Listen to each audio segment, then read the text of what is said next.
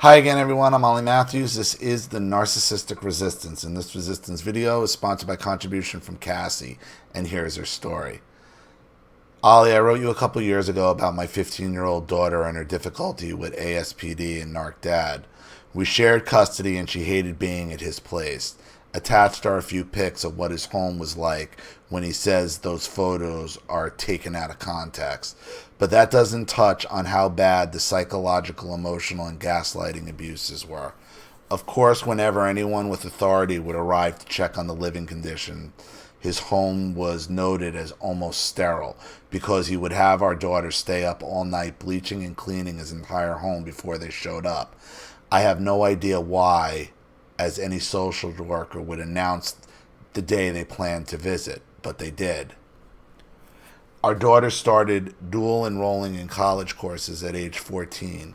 She obtained 51 college credits prior to graduating the homeschool I provided. She spent 2 years preparing to attend a university out of state. She grew up in Florida, and due to her being only 16, her narc dad needed to sign a legal agreement allowing her to move with me out of state so she could begin university early. Of course, immediately after signing the relocation agreement and only weeks prior to our relocation date, he began to threaten to take custody and said he no longer agreed to the move. By that time, he knew my 2-year lease had been signed and I had invested over $5,000 to move. He tried to stop us from leaving last minute, but his efforts failed. As soon as we arrived in the new state, 650 miles away, he began accusing me of parental alienation, running from my failures and problems, and sneaking out of Florida without paying rent, and saying bill collectors have been calling his home looking for me, and saying that's the reason why I snuck out of Florida. Mind you, I had to get permission to move and file paperwork with the courts, getting a judge's approval a full 3 months prior to actually relocating. All info was included, from date of relocation, reasons for relocation, new address, phone number, etc. No bill collectors would or could have been calling him because not only did he not have a home phone, but I never used his last name, and we had been divorced 15 years. Right away, he began new threats to take custody and force our daughter back to Florida. He would email 4 or 5 times daily with court threats and demands that I force our daughter to call him, see him, come back to Florida, etc. She has zero interest in any further dealings with him. The last year we spent in Florida, she sat in counseling every week, waiting for him to show up in the myriad of issues, but he did not attend the sessions. Here we are a year later, and yes, he has sued me for the 5th time for custody. Our daughter is now 17 years old. She graduated high school and is a junior at the university. Although her dad did his very best to sabotage her acceptance into the program, he refused to help her apply or help with any costs associated with college unless she returned to Florida and attended the college he graduated from. Luckily, we navigated the process without his help, and she received the full ride. She's majoring in nuclear engineering, so she's clearly bright and dedicated student. Dad sued me for emergency custody and to force her to return to Florida. Our judge has 2 children enrolled in a school where Dad works as an administrator. Since March, I've been forced to take our daughter to counseling so her and Dad can attempt reconciliation, and I've been forced to appear in court monthly for updates. That's the court's position, is that no matter what events have occurred, it's always in the child's best interest to have a relationship with her dad, no matter what. She is 17 and a junior in a major university, hardly a child. I have therapist letters stating Dad has threatened my life and the lives of those around me and admitted to stalking me in the past. I have videotape of him recently stalking me in a parking lot. Our daughter has been diagnosed with complex PTSD, which is documented to be further triggered by contact with Dad. Our daughter has said Dad would pick the lock on her bedroom door at night and come into her room, staring her down and rubbing himself, thinking she was still asleep. He tried to walk into the bathroom during her showers. He would masturbate loudly in her shower, leaving the bathroom door open so she could hear it. She found his videos on a tablet with titles like Dog Humping Little Girl. The judge read her statements to her dad where she confronted her dad about all these things. Dad simply denies everything, and the judge orders more counseling for our daughter, but no counseling for Dad and no investigation into the allegations. Dad is off the hook, no questions asked. Our daughter's therapist has told the judge that there is significant and legitimate trauma, fear and PTSD, that further contacts with Dad are not in her best interest. Judge still ordered more contact with Dad, even though our daughter will be 18 in a mere 2 months. Well, after 18, there's nothing you can do.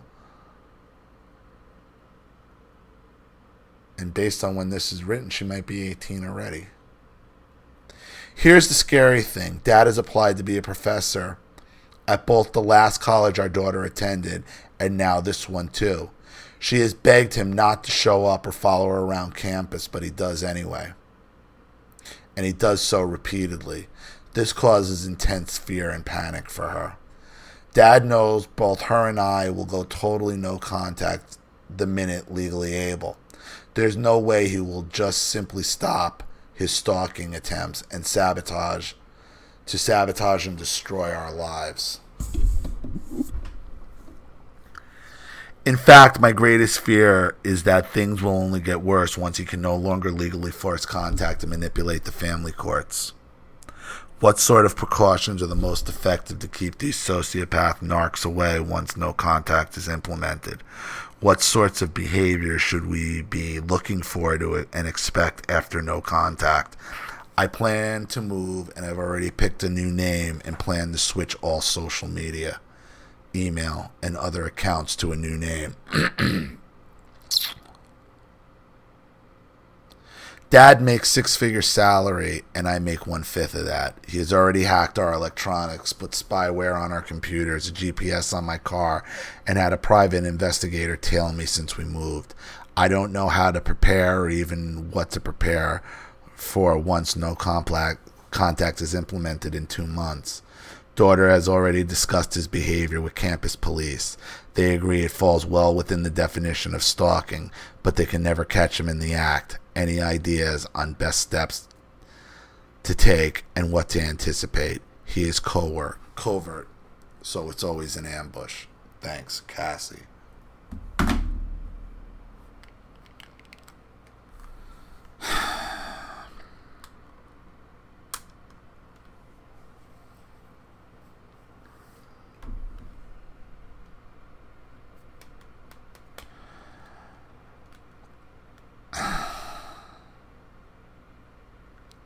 Once she's 18, your daughter has to make her own decisions.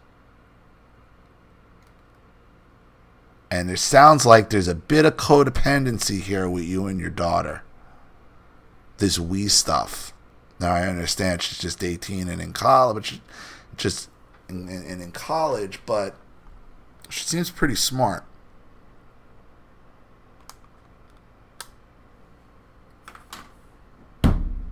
It's never good when a daughter doesn't want to talk to her father. Now, I understand they take you at your word, everything you said in here, and the judge is just ignoring it. That's weird for a guy. It's weird.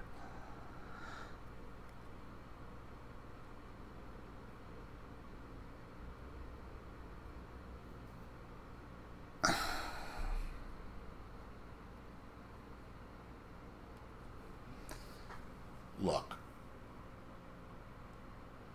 by this time, this was written in the beginning of November, so I'm assuming your daughter's probably either 18 or close to 18 at this point. And at that point, it's out of the family court. It's out of the family court. unless you're still making him pay for college, unless he's court ordered to pay for college, then you're still kind of involved with the family court. But she doesn't have to see him after 18, obviously. I don't even know if he necessarily would have to pay anymore for her school if she doesn't want to see him.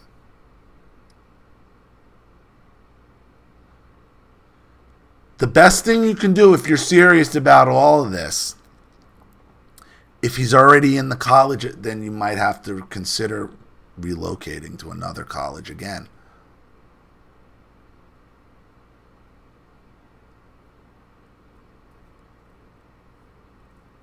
But you have to be careful here, Cassie, that you're not becoming codependent on each other.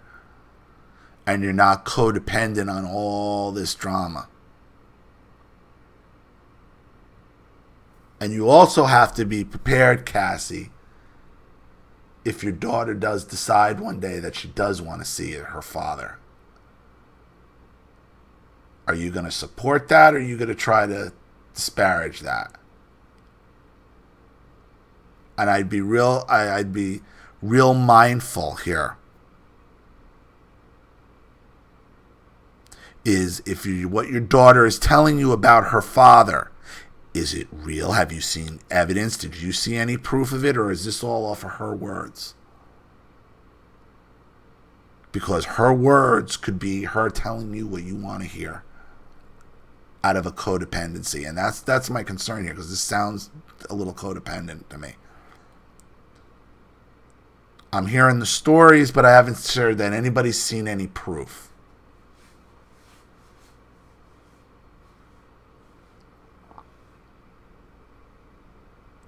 Once she's 18, you don't have to have any contact with them whatsoever. Or she can have full contact with them. It's up to her. But you want to be careful here above all else. Look, you record, you write it down, you write down dates and times, you put up webcams, you put up surveillance cameras, and you move if you have to. That's the best you can do, and you keep the police in the loop. But you also have to be cognizant that you're not codependent. That these things are actually happening. And your daughter's not just telling you things that you want to hear because she's worried about your anxiety. I don't know. Hard to tell from what you said, what you sent me. So, but I take you at your word. So, I hope that helps, Cassie. Thank you for your contribution and your story. I really appreciate it. And you got to understand, I'm in a real bad spot with my own daughter here, who's about... So these are really difficult. So, and I try to be objective and keep an open mind, but I got to call it from, both ways. And I'm not saying you're making anything up. I'm not. But you got to make sure you're not codependent and your daughter is telling you what's actually happening. So I hope that helps. Thank you to everybody watching. Please leave any opinions or advice in the comment section below. And again, if you want your story read on the channel, you have a topic you'd like me to cover, a narcissist you'd like to expose, you'd like to set up Skype, a phone call, have a private video made, or a Facebook live chat, or you'd like to sponsor a video like this for someone who needs help and can't afford it, or just make a contribution to the channel in general to keep it supported, growing, and successful, because this channel survives 100% on contributions from all of you. Without you guys, all this goes away. So if you like what you see here and you want to see more videos like this, you know what to do with the PayPal and email links in the description box. Also, please like and share this video wherever you can. Subscribe to my channel if you haven't, and be sure to click the subscription bell to be notified of all my video uploads. I'm Ollie Matthews. This has been the Narcissistic Resistance.